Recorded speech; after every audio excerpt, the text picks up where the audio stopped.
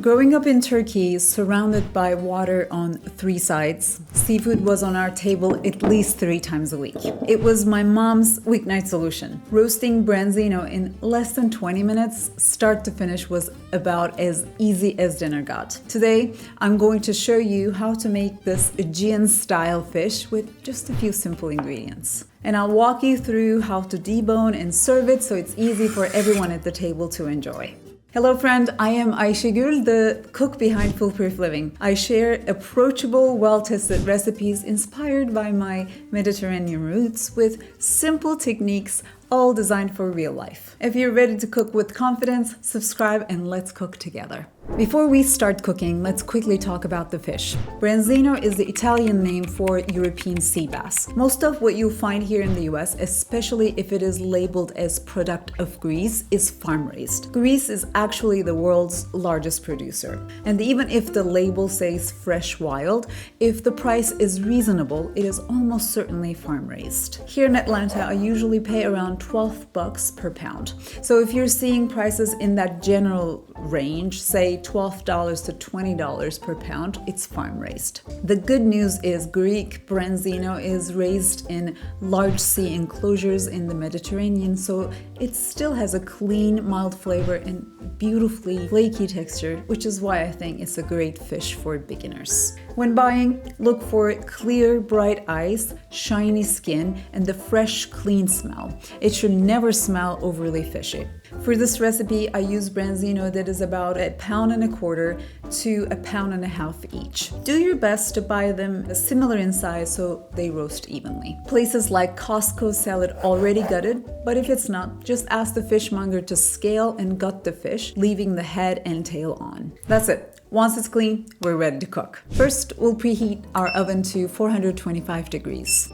High heat is key here because it keeps the inside tender while cooking it quickly in less than 20 minutes. We'll line a large sheet pan with parchment paper, both to prevent sticking and to make cleanup easy later on. Now, before we season anything, we need to dry the fish really well. Grab a few sheets of paper towels and pat them dry on both sides and inside that cavity too. Now, do not skip this part. Moisture is the enemy here, and the drier the surface, the better the seasoning will stick and the better it will taste.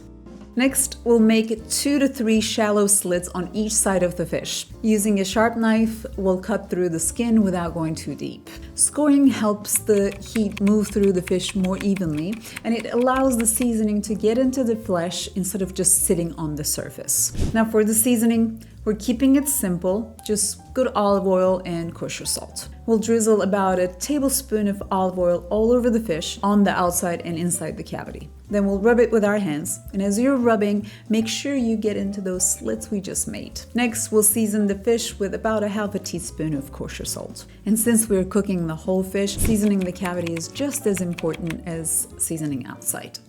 Now we need to add a little freshness, which is a very classic Mediterranean move. Most fish recipes from the region rely heavily on fresh herbs and fresh lemon, and this one is no different. For herbs, I like to use fresh parsley and fresh dill, which is pretty common, but fresh oregano, especially if you're growing your own herbs, is wonderful here too. As for the lemon, I slice it very thin so it cooks down nicely and doesn't take over the flavor. We'll place about 3 to 4 slices inside the cavity, along with a few sprigs of fresh parsley and dill. And that's really all we need. We're not stuffing it tightly or adding anything more, just enough to lightly flavor the fish as it roasts. Now we'll transfer the fish to the oven, but before it goes in, I want to mention something.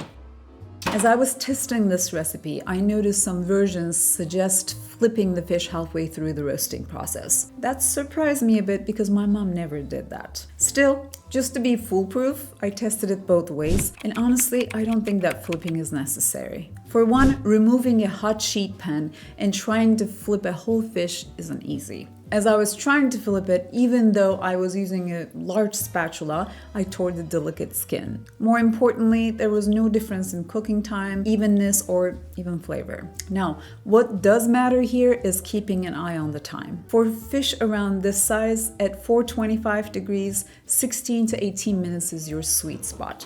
And yes, I know I said we're not flipping the fish, but I like to rotate the sheet pan halfway through to make sure they cook evenly. If you have an instant red thermometer, even better, insert it into the thickest part of the fish, and once it registers 135, you're good to go. Carryover heat will bring it up a few more degrees as it rests to probably about 138 to 140, which is perfect. Once it comes out of the oven, we'll let it rest for about 3 to 5 minutes, and that way let the juices settle. At this point, you could transfer this to a large platter, garnish with fresh herbs and sliced lemon, and serve it right away. This fish is meant to be enjoyed fresh right out of the oven while it's still hot. But I know many people don't love having a whole fish on their plate, and that's perfectly fine because deboning branzino is actually very easy. We'll start by transferring the fish to a cutting board. If you're right-handed like I am, place the fish with the back facing you, which feels more natural that way. We'll start at the tail.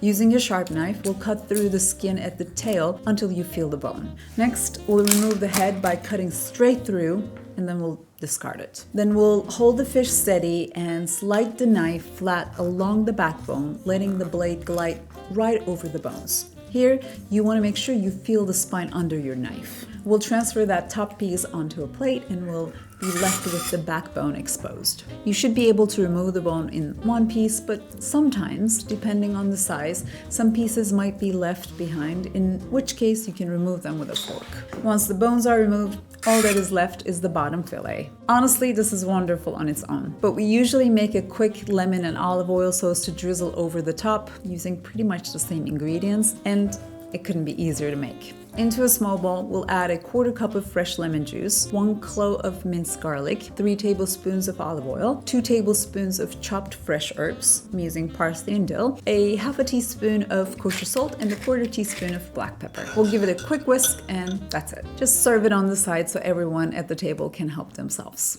Now, before I let you go, a couple of things. First, what to serve with this. Traditionally, branzino is served with a big green salad. Think curly greens, tomatoes, cucumbers, green onion, all drizzled with a simple lemon vinaigrette. But honestly, any starch works beautiful here.